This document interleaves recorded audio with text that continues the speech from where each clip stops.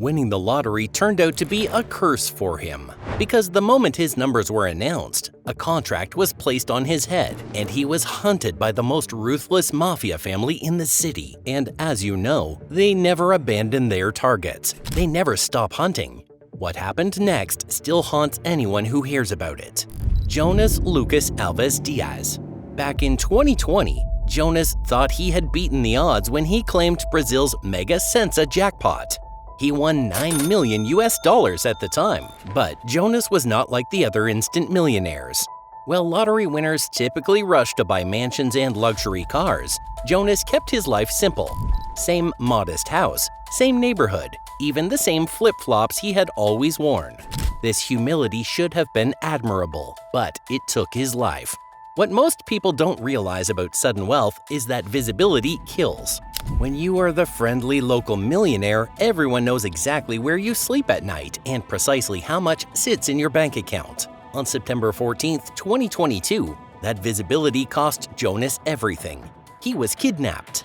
The kidnappers knew exactly what they wanted: 3 million reais, which is about $600,000. They forced Jonas to call his bank and authorized the transfer, but the bank flagged it as suspicious and refused the transaction. That single security measure, which was designed to protect him, instead signed his death warrant. The criminals got frustrated and desperate. They managed to withdraw only $4,000, which was just a fraction of what they had demanded. When they realized they couldn't access the fortune they had risked everything for, they beat Jonas mercilessly and dumped him on the roadside like garbage. Jonas was still breathing when passers-by found him, but he died shortly after reaching the hospital. Police eventually arrested 2 of the 4 suspects. It included the account owner who had received the transfer. The other 2 simply vanished into Brazil's huge criminal underworld. The most heartbreaking thing is that Jonas had spent his winnings helping others. He had paid friends' medical bills, bought trucks for struggling neighbors, and supported his entire community. But his generosity painted a huge target on his back. But Brazil is not the only place where lottery wins turn deadly. Thousands of miles away in Normal, Illinois, another family learned that fortune could attract the worst kind of attention. This is the story of Mons Bryant.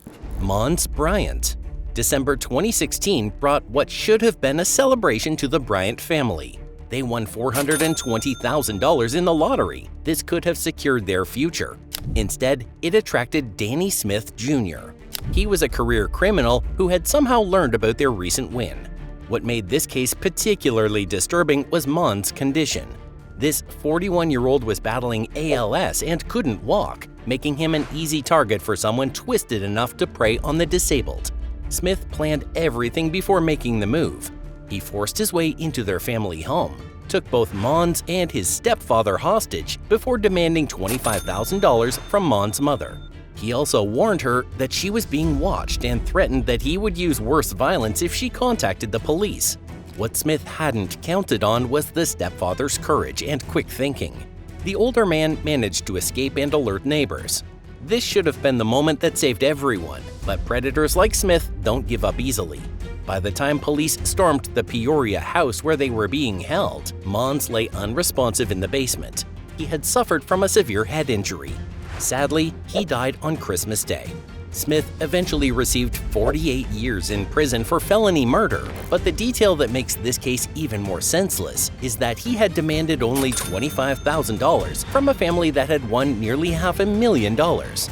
For a fraction of their winnings, for money they probably would have given him if he had simply asked. He destroyed multiple lives and threw away his own freedom. Sometimes, though, lottery-related violence doesn't require elaborate planning or inside information. Sometimes it's nothing more than being in the wrong place. This is the story of Jeffrey Williams. Jeffrey Williams, August 2024.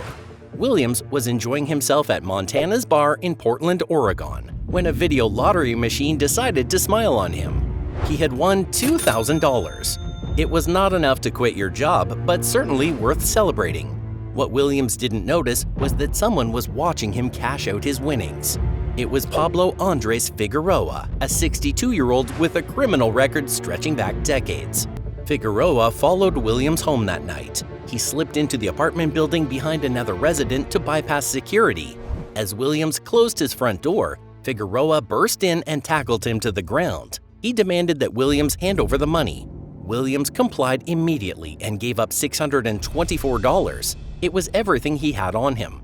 But compliance wasn't enough for Figueroa. When he realized Williams didn't have the full $2,000 on his person, something snapped. He pulled out a pocket knife and began stabbing Williams repeatedly. He stabbed him 15 times in the arms, chest, and face. As Williams felt consciousness slipping away, his survival instincts kicked in and he did something clever. He played dead. The performance had to be perfect. While bleeding from multiple stab wounds, Williams forced himself to remain completely still as Figueroa sat at his kitchen table watching for any sign of life. The psychological torture of lying motionless while your attacker observes you is something most people couldn't endure.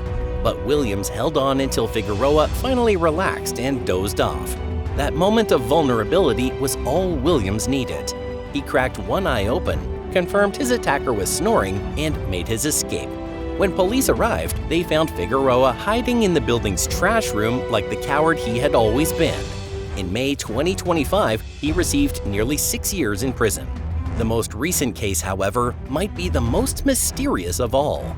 Deep in the French countryside, in a small hamlet, retired British couple Andrew and Dawn Searle became the latest victims of the Mafia. Andrew Searle and Dawn, February 2025. Andrew, 62 years old, and Dawn, 56 years old, were discovered dead at their home. The officials immediately classified them as having violent deaths. What made this case intriguing was Andrew's professional background. He had spent years investigating financial crimes for major agencies, including the UK's Serious Fraud Office. His work had exposed global money laundering operations and criminal syndicates with terrorism connections. When someone with that background dies violently, investigators know they're dealing with more than a random crime. The day before their deaths, security cameras captured Andrew at a local tobacconist. He was seen buying 2 3-pound lottery tickets along with chocolate bars. The shopkeeper remembered him as cheerful and relaxed, a man without a care in the world. Less than 24 hours later, he and Dawn were gone. Their deaths so violent that French authorities immediately ruled out accident or natural causes. Neighbors told the officials that the couple had successfully integrated into village life after moving from Scotland nearly a decade earlier. Dawn worked as a project manager and was known for her warmth and social nature. They hosted barbecues, participated in community events, and seemed to have found their slice of paradise in rural France. But appearances, as investigators know too well, can be deceptive. In the days leading up to their deaths, neighbors witnessed Andrew pacing frantically while making urgent phone calls. One resident even heard him arguing violently in English. Even more disturbing, Andrew had mentioned to neighbors that someone had opened his garage door, and he was desperately trying to identify the intruder. When police arrived at the scene, they found Dawn outside with severe head trauma. Her jewelry was scattered across the ground. This meant either a robbery had gone wrong or it was an attempt to make it look like one. Inside the house, Andrew was discovered hanged, but investigators immediately suspected this wasn't suicide. The local mayor publicly ruled out both burglary and domestic disputes. The authorities now knew that Andrew's past work in fraud investigation had finally caught up with him. The timing of those lottery ticket purchases have made this case even more complex. It cannot be just a coincidence that Andrew's final public appearance involved buying lottery tickets. French investigators are exploring every angle, including whether the tickets themselves might have been a signal or message to someone from his shadowy past. Next, we have the story of Marcelino Perez from Boston. Marcelino Perez, July 26, 2018, started perfectly for this 77-year-old Dorchester resident. He had won money in a private lottery, and the delivery man was bringing his winnings straight to his apartment. Security cameras captured the entire sequence.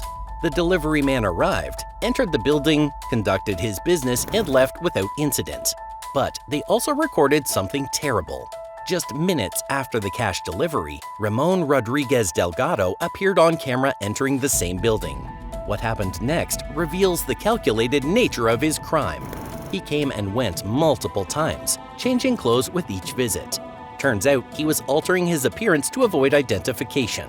Investigators believe Rodriguez Delgado had been watching, waiting for exactly this moment. He had seen the cash arrive and decided that an elderly man living alone was an easy target. During one of those carefully planned visits, he entered Perez's apartment and attacked him with a knife. The old man was found later that day with multiple stab wounds. His lottery winnings and his life were both stolen in a matter of minutes. The case dragged through the courts for years. Rodriguez Delgado kept claiming he was simply visiting family in the building, but the jury saw through his lies. In December 2024, they found him guilty of first-degree murder and sentenced him to life in prison without parole.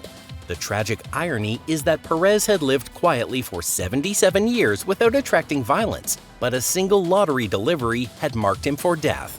If Rodriguez Delgado was willing to commit murder over a few $1,000s at most, then no amount is too small to attract deadly attention. Something similar happened in Georgia. Gregory Birch Jr. Gregory Birch Jr. was only 20 years old when he won $434,272 in a Georgia lottery game in 2015. That kind of money could have set him up for life, but instead of hoarding his money, Birch chose to share it with his community. He bought Christmas presents for underprivileged children.